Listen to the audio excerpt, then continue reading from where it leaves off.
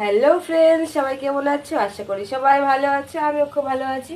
তো আজকে আমাদের বাড়িতে রান্না হচ্ছে কচু আর আলু দিয়ে মাছের ডিম বানাবো। কচু আর আলু দিয়ে আর রুই মাছ দিয়ে হচ্ছে এটাও কচু আর আলু দিয়ে ঝোল বানাবো, পাতলা করে ঝোল বানাবো। যেহেতু আজকে গুরু পূর্ণিমা, সেজন্য আমার মা খাবে না, সেজন্য আমি আর আমার হাজবেন্ড আর আমার মেয়ে খাবো। সেজন্যই অর্ধেক মাছ রেখে দিয়েছি। তো দিয়ে দিলাম শুকনা লঙ্কা, দিয়ে দেবো পেঁয়াজ, একটু লঙ্কা।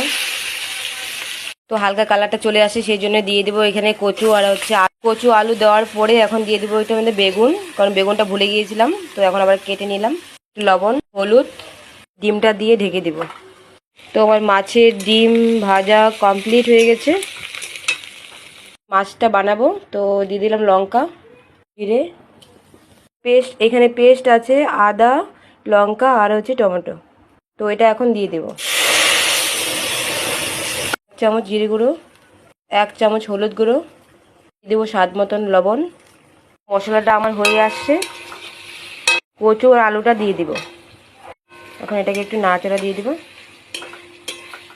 একটু লঙ্কার গুঁড়ো দিয়ে দিব, পরিমাণ মতন জল দিয়ে দিব। ঝোলটা ফুটে গেছে, তখন মাছটা দিয়ে দিব। হয়ে গেছে, একটু ধনেপাতা দিয়ে দিলাম।